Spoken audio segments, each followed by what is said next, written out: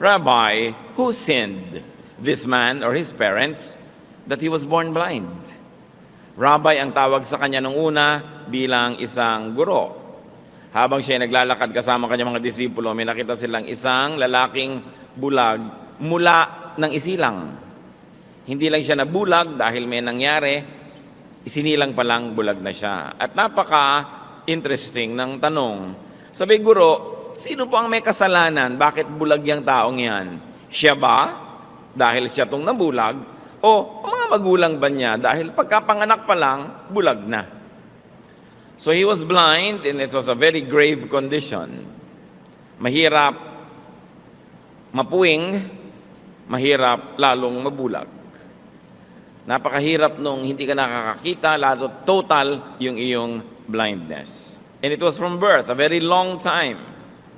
And of course, it was considered incurable. At ang tanong, who sinned? We will notice here that physical illness is being blamed on spiritual deficiency. Ganon ka-espiritual ang pananaw ng mga tao na maging ang mga kasakitan at mga kapansanan na pisikal, ang kanilang pinaniniwala ang pinagmulan ay kakulangang espiritual. John 9:3, neither this man nor his parents sinned, said Jesus, but this happened so that the work of God might be displayed in his life. A baffling answer. Sabi niya, hindi siya ang nagkasala dito. Sa kasong ito, hindi rin ang mga magulang niya. So the widely held belief was disproven na pagka mayroong sakit, therefore may kasalanan. O pag nagkaroon ng kasalanan, therefore magkakaroon ng sakit. The widely held spiritual and natural law was challenged.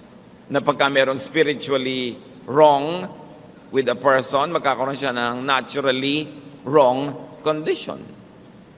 The very terrible condition was no one's fault, sabi ng Panginoon. At lalong mahiwaga, sabi niya, it was for God's exhibit. It was the man's condition, and the man's condition was to serve a divine purpose. Sabi, walang may kasalanan kaya siya ganyan. Niloob ng Diyos na magkaganyan siya para sa isang malaking kapakinabangan ng iba. The man had been suffering, yet it was to be for God's purpose. It was for the benefit of many people. Hindi naman bago sa atin ang konsepto ng sacrifice. Ang anak nga ng Diyos na sacrifice, walang kasalanan, pero hindi lang nabulag, namatay, pinatay, sa napakasakit na paraan para sa ikabubuti ng marami. Sacrifice, a sacrificial lamb, the concept of sacrifice is deeply ingrained in Jewish and Christian doctrine. Ano po ang isang practical na leksyon para sa atin yan agad-agad? Don't always ascribe problems to sin.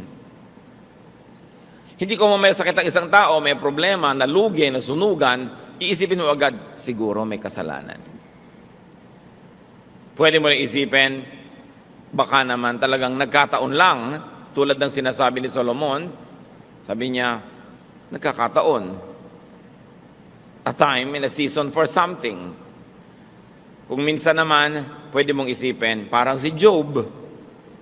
Kasi yung tatlong kaibigan ni Job, nung dilu-dilubyo ang buhay niya, matapos makidalamhati sa kanya ng ilang araw, sinabi na, aminin mo na may kasalanan ka, siguradong napakabigat ng kasalanan mo kaya nagkaganyan. At lalong bumigat ang pakiramdam ni Job dahil sa halip na ginhawa ang kanyang makuha sa mga kaibigang nakiramay, pag-uusig ang kanyang tinamo.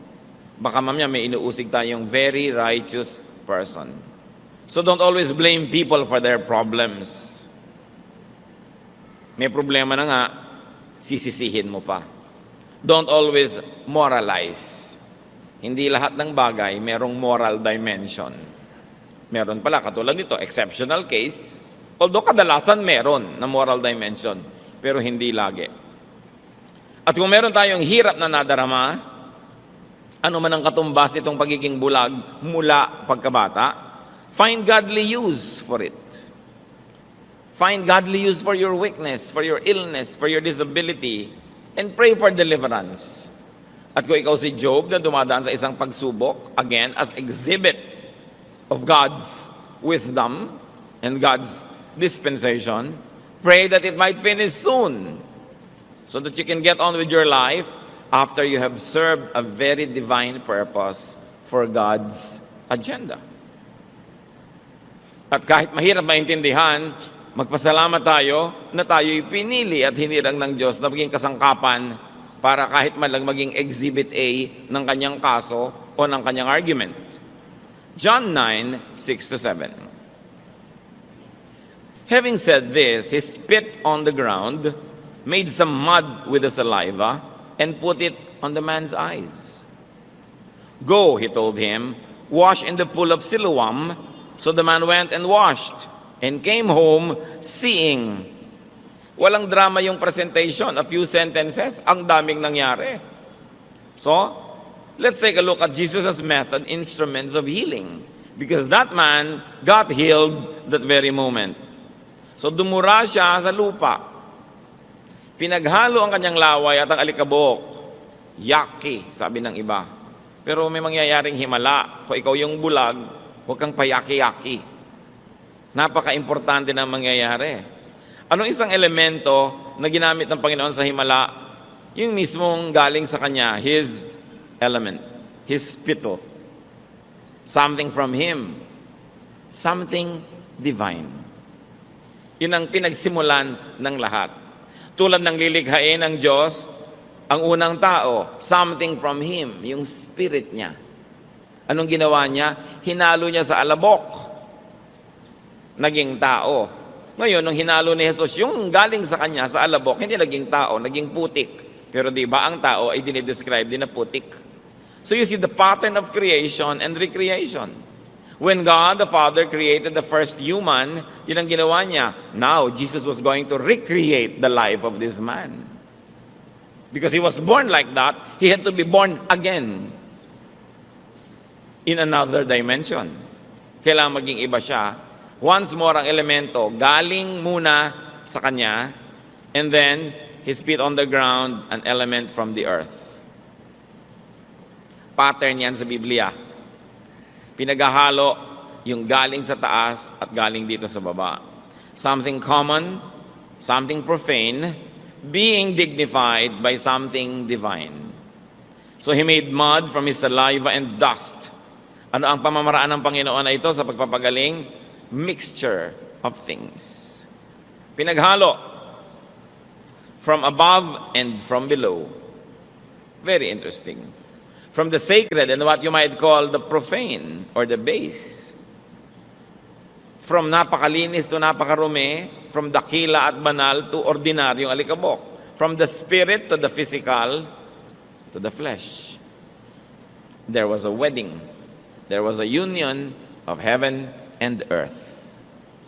Doon sa isang kimpal ng alikabok na yon na naging putik, handon yung buong universe. The element of creator and creation.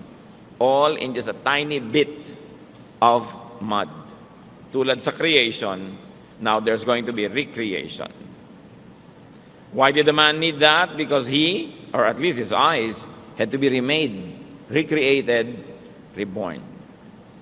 And what did the Lord do? Anong ginawa niyo doon sa putik? Ikinulapol niya sa mata ng pasyente. Hindi sinabi kung nakapikit ang pasyente nung inilagay ang putik o kung nakadilat. Basta inilagay. So what was the Lord's way? Contact. There was a meeting, a joining together. Napakahalaga ng contact ng human at ng divine, ng flesh at ng spirit, ng earth at ng heaven. Kaya nung ipininta ni Michelangelo ang creation, ang artistic interpretation niya, ang Diyos Ama at ang tao nag-touch ang mga daliri. Something from heaven to something from earth, pinag-join, dun lang nagkaroon ng tao. Kaya yung tao may divine at mayroong profane. May spirit at may katawan, may banal at may putik na magkahalo. And the Bible says that God remembers that we are dust. Kasi kung minsan, ang lagi lamang na inaasahan that we are spirit. Ang taas-taas ng ekspektasyon, and then God remembers that we are dust. Ay, oo nga pala. There is union. At ano pang ginawa ng Panginoon para magkaroon ng kagalingan? He spoke. There was God's word in the brew. May putik, may laway, may salita. Kumbaga yung salita, very spiritual kasi walang katawan, hindi mo nakikita tulad ng espiritu. Nagsalita siya. Sabi niya, pumunta ka, maglublob ka, lumusong ka doon sa paliguan sa Siloam. Psalm 107 verse 20, He sent forth His word and healed them. Ang salita ng Diyos nakakapagpagaling. Salita pa lang, naririnig mo pa lang, gumagaling ka na. Kung nakabukas, hindi lang ang iyong tenga, kundi ang iyong isip na pinupuntahan ng tenga mo. Pagpasok mo siyempre sa tenga, shoot agad sa brain. Kailangan nakabukas din yung mind, hindi lang yung ears. So God instructs and commands, go wash in the pool of Siloam. Now, this pool is very interesting. Dito rin pinagaling yung lumpo na pinalusong ng Panginoon. Sabi, bakit hindi ka gumagaling? Hindi po ako makalusong pag nakakaukaw yung tubig. Kasi doon yung pool of Siloam, dati yun na templo ni Asclepius, Greek god of medicine. Alam niyo naman ang Greek culture, very prevalent sa Mediterranean at part niya ng Israel. At ang sibilisasyon na ito, na kinokopya ng Roman civilization, ay nakatanim yung kanyang mga maraming marka sa lahat ng lugar. So there was this temple to Asclepius, the Greek god of medicine. At may tubig doon. Dati nasa labas ito ng lungsod. Pero ang ginawa ni Herod Agrippa, nung pinalaki niya ang lungsod, pinalabas niya yung wall, in-extend niya yung mga pader, napalagay sa loob ng city, yung pool na yun. At maraming nagpupunta doon may sakit. Sapagkat paminsan-minsan, biglang kumukulo yung tubig na hindi mainit. Parang kinakaukaw, bumubula, parang hinahalo mo. Doon naglulusungan lahat yung mga tao para gumaling. At yung unang lumusong, siya yung gagaling. Kaya hindi ngayon makalusong-lusong si paralitiko dahil nauunahan siya lagi. Kaya sabi ni Lord, hindi ka pala makalusong, buhatin mo na lang yung higaan mo, tumuwi ka na. At gumaling. Doon din nangyari sa pool na ito. At sabi ng Panginoon, pumunta ka doon sa pool of Siloam, at doon mo hilamusan yung inilagay kong putik sa'yo. Pumunta yung lalaki, masunurin, gumaling. Ang isang tanong, bakit naman pinapunta pa ni Lord yun? Pool na ni Asclepius yun, isang Greek god, isang pagan god. Ano pa ang pwede nating isipin mga kapatid, na hindi naman talaga kay Asclepius yung pool. Talagang ginagamit ng Diyos yun na pampagaling. Akala lang ng mga tao kay Asclepius, kaya siya yung napapapurihan. Pero ang totoo, sa Diyos Ama sa langit yon, nagkaroon lang ng branding. Kasi ang Diyos lang naman ang healer, walang iba. Satan comes to steal, ano pa? Kill, and destroy. Sabi ni Lord, I came that you might have life and have it abundantly. Only God heals. So kung nakakapagpagaling, galing sa Diyos. Nabigyan lang ng credit ang iba. Ang mga Kristiyano naman, takot na takot na, huy, baka sa iba yan, baka galing sa demonyo. Nagpapagaling ba naman ang demonyo? Ba't ka naman natatakot dyan? Baka galing sa Diyos, kaya lang napagkamalan na kung kani-kanino galing, hindi ibig sabihin nun hindi mo na pwedeng gamitin. Kaya nga natin nire-redeem, because the earth is the Lord's and everything in it. At ang Panginoon na mismo, ang kinakitaan natin yan. Kung merong lugar, merong proseso, may panalangin na ina-ascribe, ibinibigay yung credit sa iba, reclaim it in the name of God who created the universe and benefit from it. Hindi iwas ka ng iwas, ang nakikinabang tuloy, mga iba lang, yung mga mananampalataya, hindi tuloy makinabang. So pinapunta ng Panginoon dito sa pool na ito, yung lalaki, naghilamos at voila, gumaling.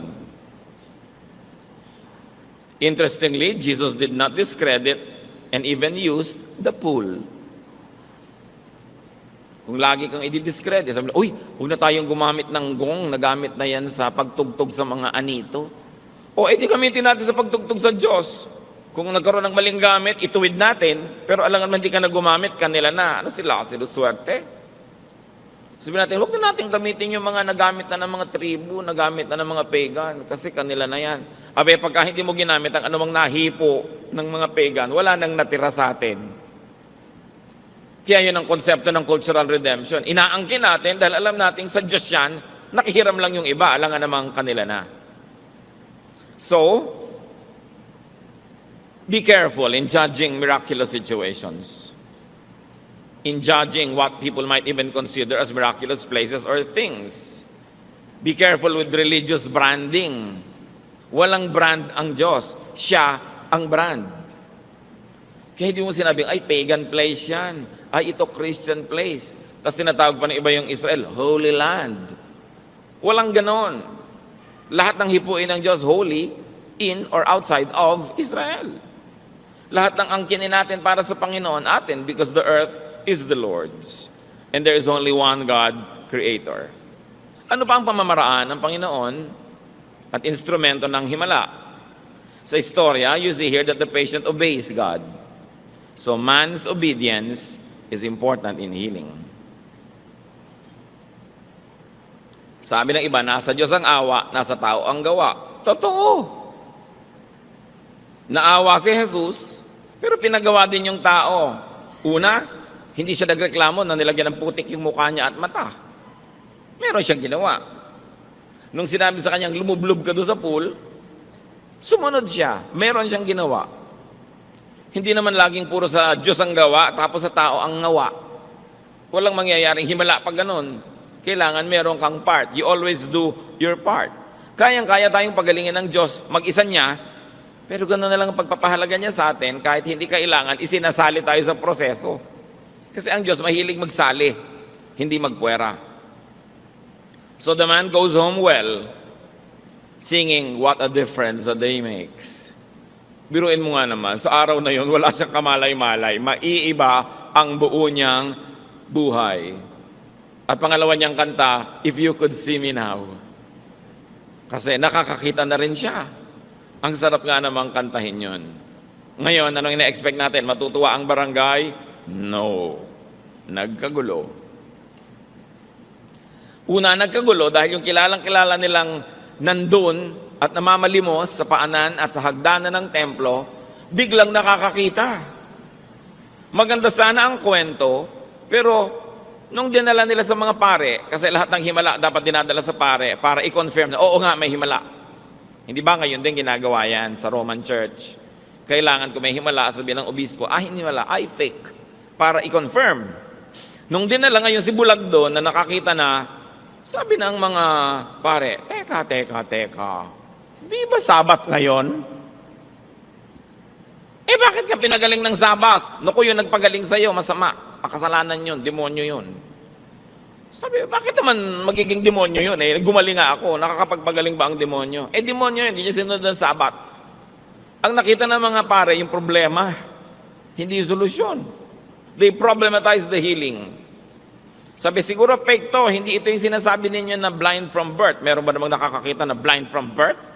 Ipinatawag yung mga magulang para patotohanan na siya nga yung taong blind from birth. So, nagkagulo-gulo. Sinabi ng mga magulang, yan nga, pero hindi namin alam kung sino nagpagaling sa kanya. Kasi ayaw ng mga magulang na masisi, dahil nga nagkaroon na ng utos. Sino mang maniwala na si Jesus ang Mesaya, itatakwil ng templo, itatakwil ng synagogue, kick out ka of the church. Kaya mga magulang ayaw mag-commit. Sabi niya, tanongin niyo, may edad na yan eh. Ngayon, tanong sila ng tanong, paulit-ulit, sabi nung nakakitang bulag, ba't ba paulit-ulit kayo ng tanong? Siguro gusto niyo rin maging disciple niya, no? Anong gusto niyong maging disciple? Nagalit lalo yung mga tao, at ang ginawa, sinipa siya palabas sa fellowship. He was kicked out of the synagogue. Itinakwil yung gumaling. Saan kayo nakakita ng ganyang uri ng pag-iisip? Only religious people can be so twisted in their brains. Diba? Ang pinaka-twisted ng mga tao sa balat ng lupa, hindi mga kriminal, hindi mga prostitute, mga relihiyoso, mga panatiko, na sobra na ang pagkakapilipit ng kanilang pananalig, wala nang tama kundi sila lang. Wala nang mabuti kundi sila lang at lahat demonyo na. Hindi na nakakakita ng mabuti, ang laging iniisip, technicality, yung mga batas ng relihiyon at mga tradisyon. Kaya napakahirap kasama sa buhay ang mga relihiyosong tao. Napakakikitid ng mga utak, ang liit ng mundo at lahat demonyo sa tingin. Huwag niyo akong kontrahin dahil yan ang nasa istorya. Kaya ang Panginoon, inilalabas niya yung mga tao mula sa pagkakabihag ng relihiyon. Kasi nabihag na. Hindi na yung Diyos ang itinuturo, yung tradisyon na, yung mga reglamentos na, mga nakaugalian na, dumami na ng dumami yung bawal. John 9:35-41. Jesus heard that they had thrown him out, and when he found him, he said, "Do you believe in the Son of Man?" "Who is he, sir?" the man asked. "Tell me so that I may believe in him," the man asked. Jesus said, "You have now seen him. In fact, he is the one speaking with you." Then the man said, "Lord, I believe," and he worshipped him. This is one positive case of to see is to believe. Nakakita talaga siya, nanalig tuloy. Madalas to believe is to see. Pero siya, to see is to believe. Pero ang totoo, meron ng naunang belief. Kasi kung wala naman siyang paniniwala, hindi siya magpapalagay ng putik at hindi siya lulusong doon sa tubig.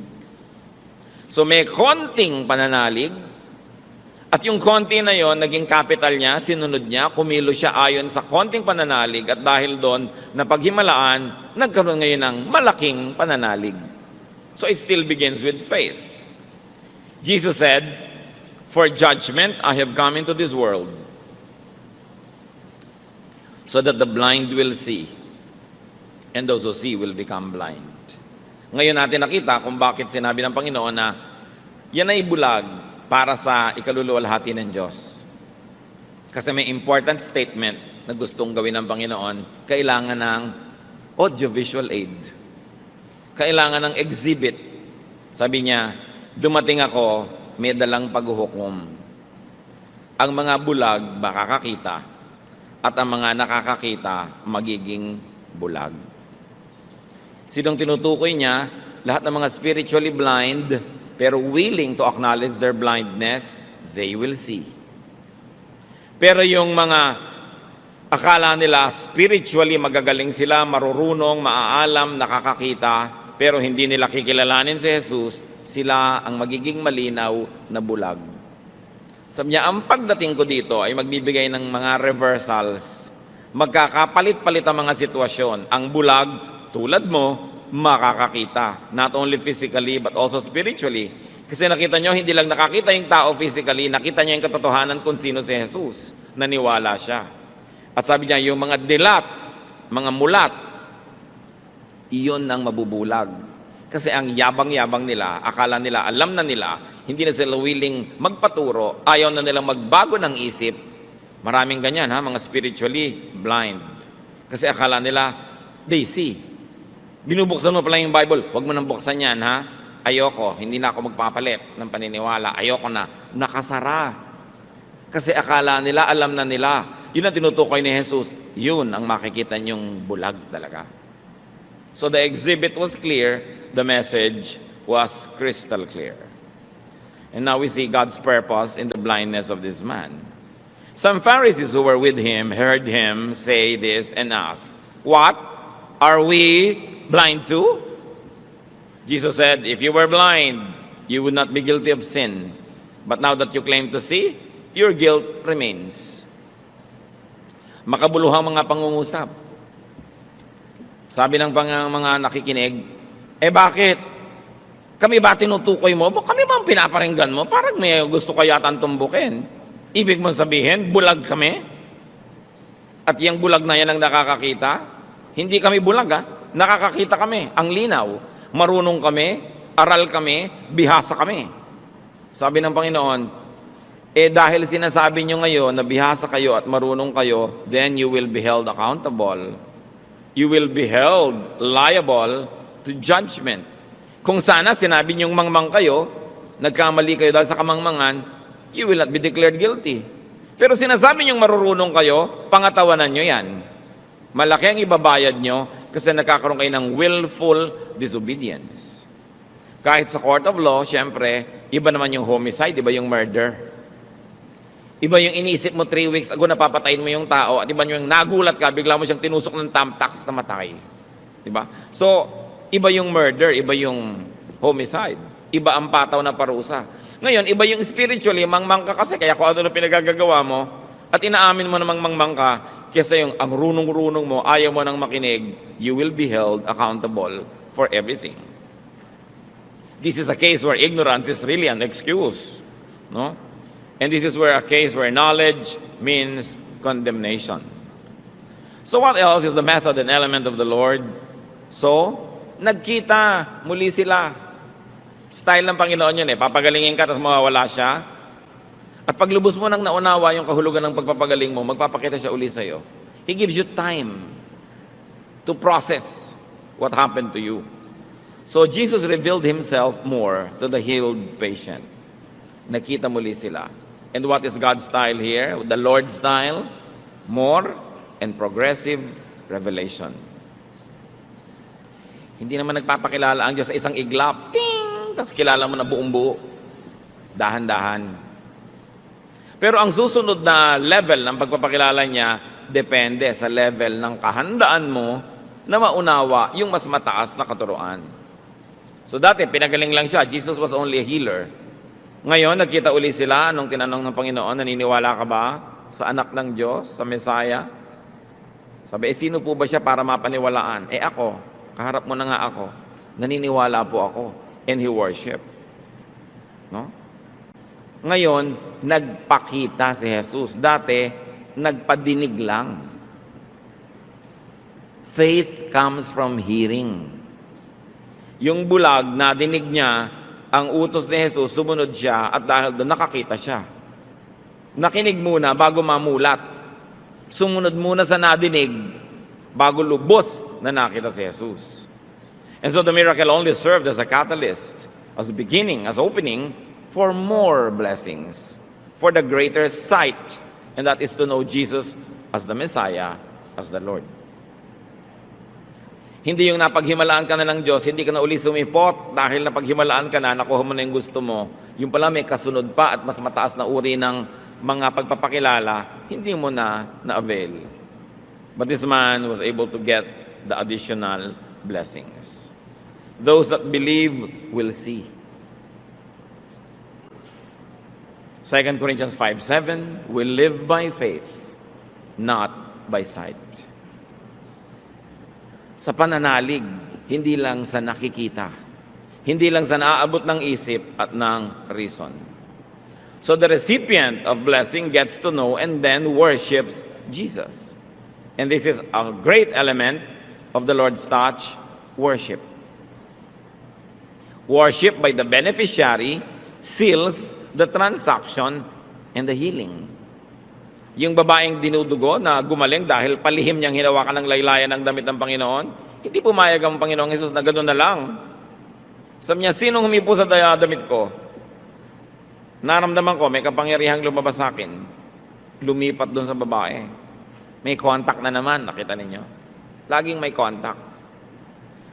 Sabi ng mga disciples niya, ang dami-daming tao, paano naman natin malalaman ang dami naman humihipo sa inyo. Pero nakilala ng Panginoon yung hipo na may pananalig. Kesa sa hipo na uzi lang. So yung babae, inamin, ako po, patawarin niyo po ako. At lumuhod siya sa harap ni Jesus, nag-worship. Yung worship na yon, tulad ng worship ng ginawa nitong bulag na nakakita, naging seal, selyo, guarantee na hindi na mababawi ang himala. Sabi ng Lord kay babae, sige, umuwi ka na, galing ka na. Ang totoo, kanina pa galing. Pero ano ibig sabihin galing ka na? Nakita natin, talagang galing ka na. Na seal. Kung kayo napaghimalaan ng Panginoon, hinipo, pinagpala, pinagaling, aba dapat, worship ang ending nun. Hindi lang thank you, worship talaga. Because, kumbaga, doon kayo nagkapirmahan ng kontrata ng Diyos. Signed, sealed, delivered ang usapan. Kailangan ng ending talaga worship. Worship, of course, doesn't only mean attending a formal event, but righteous living. Yung paralytic na pinagaling ng Panginoon, nung makita niya nung susunod na mga araw, sabi niya sa John 5:14, "See, you are well again. Stop sinning, or something worse may happen to you." Yon, na paralitiko dahil sa kasalanan. Kaya sabi ng Panginoon, "Oh, kita mo na, galing ka na. Huwag ka nang babalik sa kasalanan mo at malamang na mas masahol pa sa dati mong sakit ang dumapo sa'yo." Pero nandun siya, sa sila nagkita sa temple, nag-worship. Ganun talaga dapat. Pag tumatanggap ka ng pagpapala, sasamba ka. Pagsambang formal, attending temple, and pagsambang lifestyle, righteous living. Ano-ano mga application ang pwede nating mapala dyan? That blindness and illness and weaknesses can be great projection screens of and openings to experience God's power.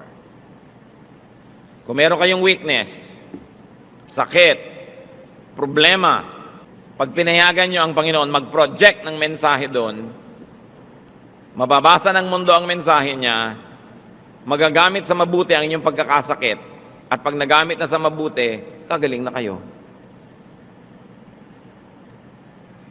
Katulad ng pilay na pinalakad, yung kanyang pagkapilay ang nagpaliwanag sa tao kung sino si Jesus. Katulad ng alak na naubos, problema, dahil naubos yun, nakilala ko sino si Jesus, naghimala siya. Itong taong bulag, dahil siya'y bulag, nabigyan tuloy ng paningin, nakilala si Jesus. Kung dati ka nang nakakakita, di walang makikita na ginawa sa'yo ang Panginoon. Kaya kadalasan, mas maganda yung mga patotoo ng mga taong galing talaga sa pinakamadilim at pinakamaruruming pusali. Kasi nakita kung paano sila nalinis. It is about turning a disadvantage into an advantage. Kaya sabi ni Paul, alam nyo, ang dami kong kapintasan, ang dami kong problema, ang dami kong paghihirap, pero lahat ng yan, ginagamit kong screen para makita ang luwalhati ng Diyos. Na kahit wala akong pera, kumakain ako, kahit ako pinapatay nila, buhay pa ako. Ayan, sinong nakikita? Ang kilos ng Diyos. Turn your lives, especially your problems and weaknesses, into screens by which God could project His power, His holiness, His love, and many people will see it as you experience it. Kaya ang sabi ni Paul sa 2 Corinthians 12:10, "For when I am weak, then I am strong." Kasi kung kulang ako, di pupunuin ako ng Lord, yung kakulangan ko, yun ang kapunuan ko. Kung saan ako mahina, papalakasin niya ako, di yung hina ko, magiging lakas. Pero yung lakas ko na ipinagyayabang ko na, hindi na pupunuin ng Diyos kasi pinagyayabang ko na, iniisip ko puno na, ba't pa niya dadagdagan? Yun ngayon na magiging kakulangan ko. Kaya ina-acknowledge natin kahinaan, magiging lakas, at yung pinagyayabang nating lakas, magiging kahinaan. Kasi sa sarili na tayo sumasamba. Pag pinansin natin yung tao, wala tayong nakitang pait sa kanyang ugali o attitude. Wala. Although blind from birth. Yung iba, may kapansanan, may kakulangan, may bitterness. Ba't kaya ako ipinanganak na kulot? Hindi tuloy ako makuhang model ng shampoo. Di ba? Pwede ka naman maging model ng panghuli ng insekto. Kasi pag may pumasok sa lagubang sa ulo mo, di na makakalabas. Wala pa lang ang ganung produkto, kaya hindi ka pa lang nagiging model. No? Maghintay ka lang. Meron mga taong, ba't kaya ako pinanganak na mahirap? Ba't ako pinanganak na ganito? Ba't ako maraming peklat? Bakit ako ganito? Ba't ako ganun? Tapos bitterness ang laman ng puso. Envy, inggit doon sa kanyang hinahangaan. At pagka naiinggit ka, ang kasunod, mamimintas ka. 99.99 ng pamimintas ay galing sa inggit. Ang mga pintasera, inggitera. Kasi kung hindi ka naiinggit, ba't ka namimintas? Ang totoo, dapat ka maawa. Ba't mo pinipintasan? To make yourself feel good. Because you think na meron siyang wala ka. Kaya ka namimintas. Kaya titingnan natin yan. Every criticism is a cry for help. When you gossip, when you criticize, what you're really saying is, I am so insufficient inside of me. Kulang na kulang ako, salat na salat, dukhang dukha. Kaya ito ngayon, pinuputol ko lahat ang ulo ng matatangkad para ako maging matangkad. Pinupunan ako ang dumi nila para magmukha akong mas malinis. Kaya yung criticism, bitterness, dapat alisin sa buhay. Kasi hindi ka tatahanan ng Espiritu ng Diyos at hindi ka gagaling kung puro bitterness ang laman ng puso mo. Tuwang-tuwa si Satanas pag bitter ka. Kasi yan ang gusto niyang tirhan. So do not harbor bitterness about your or your loved ones' situations. Dapat bitter na yung tao. Wala kapanganakan, bulag. Pero wala tayong nakitang ganon. The man blind from birth did not show this attitude. Ephesians 4:31, get rid of all bitterness. Maganda na gusto nyo magtanggal ng peklat, gusto nyo mag-ayos ng buhok, gusto nyo tanggalin ng mga kung ano-anong may kikekwek sa inyong paa. Pero unahin natin, tanggalin muna natin ang bitterness sa ating puso. Mabigat dalhin at lahat ng blessing na dumadating sa inyo tumatalbog kasi para kayong merong shield rejecting God's blessings, and that could be bitterness.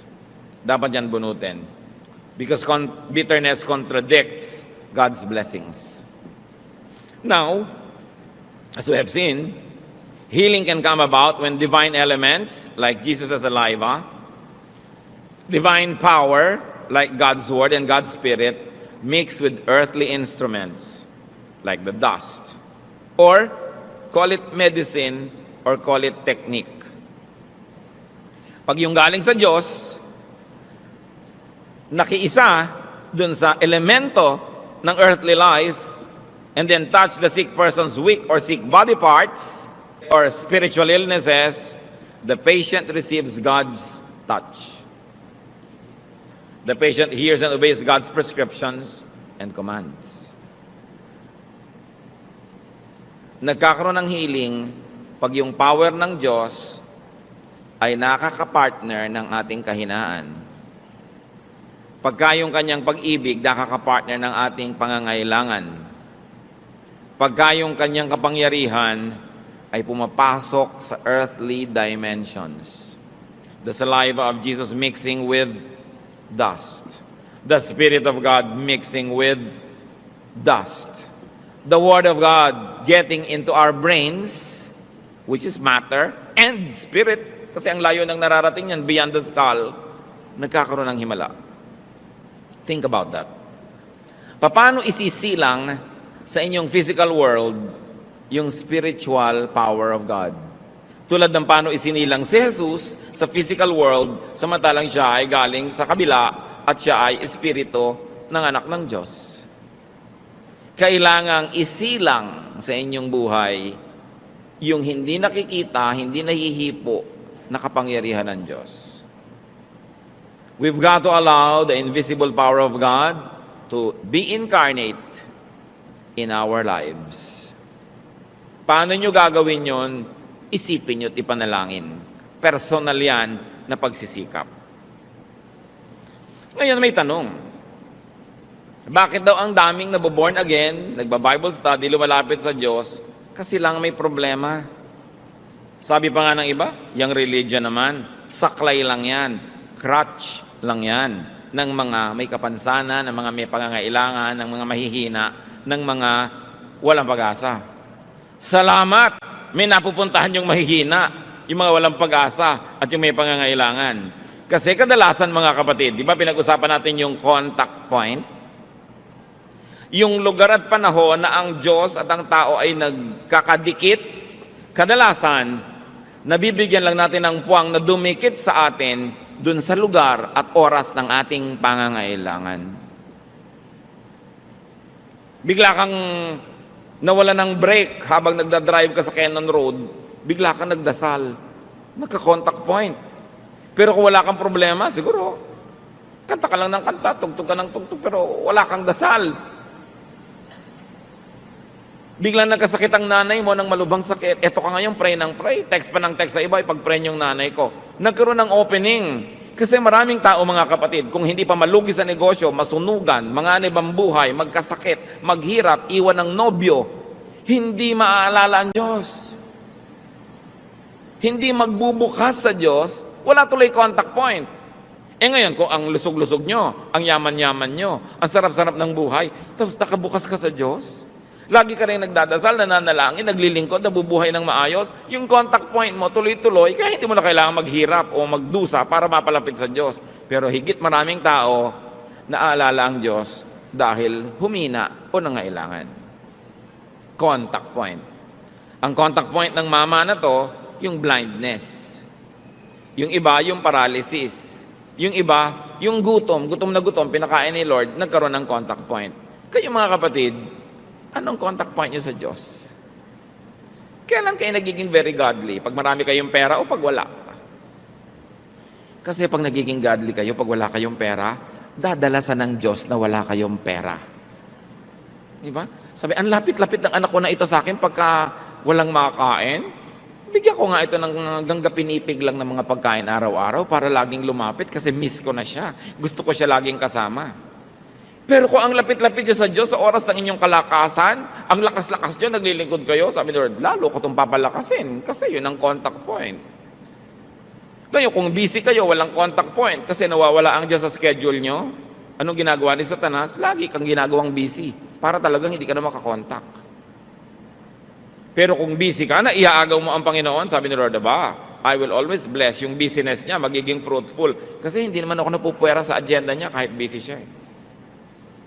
Kung ang dami-dami mong pera, laging kasama ang Diyos sa plano, sa budget, kasama, lalong dadamihan ni Lord. Sabi niya, hindi siya nabubulag ng pera, hindi na ilalayo sa akin. Inilalapit pa nga, damihan ko nga. Alam niyo, kung gusto tayong pagpalain ng Diyos, wala namang makakapigil. Kung ayaw kayong pagpalain, wala rin makakapilit kasi Diyos siya. Kaya yung iba na ipinipinta sila, simba naman kayo ng simba kasi lang weak ang karakter nyo. Yun yung blind, na ina-accept ang blindness niya, yun ang makakakita. Pero yung ayaw sabing, hindi ako weak, hindi ko kailangan yan, yun ang mananatiling blind. As we have seen very clearly in the story. No? Because of their weakness, when people surrender their weakness to God, that becomes the contact point. Huwag na nating antayin lagi tayong maging weak para kumontak. Pero kung weak na, we know that we have hope. Kaya inaawit-awit natin, God is here. Let the weak say, I am strong. Let the sick say, I am well, because God is here. Pero meron bang contact point? Meron bang opening? Kadalasan, ang nagiging opening, halimbawa, umattend ka na isang Bible study, may nadinig ka isang kanta o may nadinig kang mensahe, pumasok talaga sa isip mo, hindi lang sa tenga, nagka-contact point. Kaya mahalaga, nagba-Bible study, nakikinig, because faith comes from hearing. Now, healing should reveal Jesus and should reveal God the Father. Healing should let the recipient know God more. Healing should lead to worship. What could be your loved one's illness? May mahal ba tayo sa buhay na mayroong physical, mental, emotional, or spiritual illness? O tayo ba meron? Huwag niyong hayaan yon na ipanghina ng loob niyo. Turn it into a blessing. Turn it into an empty screen ready to project God's light. Meron ba tayong mga kabiguan? Huwag niyong sobrang ikalungkot. Use it as a contact point with God. Surrender your sorrows, your failures, your weaknesses to God. At tulad nung daliri ng Diyos Ama, artistically represented in this painting by Michelangelo, to match, humipo, dumikit sa dulo ng daliri ni Adan at nagkaroon ng power exchange. Lumipat kay Adan, lumipat sa tao ang Espiritu ng Diyos. Let the Spirit of God mix with and empower any appropriate, available, and useful instrument to touch you. Tulad noon, putik. Kung maselan yung bulag, ayoko niyan, putik. Wala bang baking soda? Di ba? Baking soda na lang para medyo acceptable. Bakit naman putik? Sa'yo nang pinili ng Diyos para ka i-bless Ngayon, kung pinipili ng Diyos na i-bless, isang dating maruming tao na ngayon ay nagpapatotoo sa iyo at gusto kang dalhin sa Panginoon, nung sabihin, hoy, tingnan mo nga ang record mo bago ka magsalita sa akin. Hindi ka mabe-bless. Minsan gusto kang i-bless ng Panginoon sa isang pastor na walang pustiso. Hirap na hirap mag-pronounce lahat ng PF. Kasi walang ngipin. Ayoko makinig dyan. Tumatalsik ang laway, etc., etc. Kung doon kayo be-bless, ang selan-selan mo. Merong mga taong, ayoko sa pastor na yan, hindi ko gusto ang hairstyle niya, hindi ko gusto ang bla bla bla. Sino ba naman ang taong may gusto doon sa putik? Kung yung ba ang gagamitin ng Panginoon, i-welcome nyo at siguradong magiging blessing. Marami tayong tinatanggihan dahil sa ating mga kaartehan. Maybe a teaching or a teacher. Kuminsan ayaw mo ng teaching. Wala ka namang makikitang teacher sa mundo na 100% ng ituturo gusto mong marinig Ang tatanong mo lang sa sarili mo, pag nadidig ko ba ito, nagbabago ba yung buhay ko? Do I become a better person? Do I become godlier? At kung yun ang nagiging effect, general effect, hindi ko napapansin yung mga maliliit na effect that bothers me. Wala namang 100% nagkakasundo. Minsan ayaw mo nung teacher, ayaw mo nung teaching, ayaw mo nung situation. Meron pang ayoko mag-host ng Bible study sa bahay kasi matagal na silang nakaalis, naglilinis pa ako. Pero alam nyo kung sino talaga nabe-bless yung host kasi hindi siya pwedeng umabsent. Kung minsan, kailangan inoobliga mo sarili mo kasi kung binibigyan mo yung sarili mo ng andaming leeway, andaming kaluwagan, ginagamit mo yung luwag para lumayo, nawawala yung contact point. Ngayon mga dapat yung laging late sa church, lumibigay yung susi, ikaw magbukas. Para talagang bumangon ng maaga. Maraming beses mga kapatid, dapat natin pilitin ang sarili natin para magka-contact point. Kasi kung likas lang ang susundin natin sa sarili natin, puro palayo sa Diyos, puro layaw at katamaran ang gugustuhin natin. God is looking for contact points. Humahanap siya ng dadapuan. Kung airplane ng Diyos, naghihintay na mag-landing sa'yo, meron ka bang airport? Meron ka bang airstrip para landingan ng Diyos? O pagod na kaiikot, walang malandingan, tapos ang daming helipad para kay Satan. Kasi si Satan then prowls around looking for someone to devour. Hanap ng landing point. Saan kaya ang contact point ko? Ang taong ito, pag gutom, mainit ang ulo, gugutumin ko nga, may contact point si Satanas. Ang taong ito, pagka mataas ang sugar, ganito ang mangyayari sa kanya. So huwag mong pataasin para huwag magkaroon ng contact point si Satan. Diba? Ang lalaking ito, pagka nakakakita ng nakaminiskat, talagang nauulol. O di, huwag kang tumingin para hindi ka maulol kasi contact point. Pero contact point ng temptation. Tatandaan natin, ang Diyos at si Satanas, parehong naghahanap ng malalandingan. Tingnan mong sarili mo kung kanino ka hospitable. Sa mga lifestyle, sa ginagawa natin, sinong gusto natin mag-landing? Madaliin malaman. Ingatan. Linisin natin ating mga sarili para tayo daluyan ng pagpapala ng Diyos. Tulad nung taong nakakita, dahil sa patotoo niya, marami siyang madadala sa Panginoon. 2 Timothy 2:21, if a man cleanses himself, he will be an instrument for noble purposes. Made holy, useful to the master, and prepared to do any good work. Now, kahit tayo marumi, nagagamit tayo ng Diyos kung gusto niya tayong gamitin. Kaya yung mga ibang worker, nalilibang, sabi meron naman akong kasalanan, pero effective pa rin akong singer Kahit may kasalanan ako, effective pa rin akong dancer. Effective pa rin akong teacher o preacher.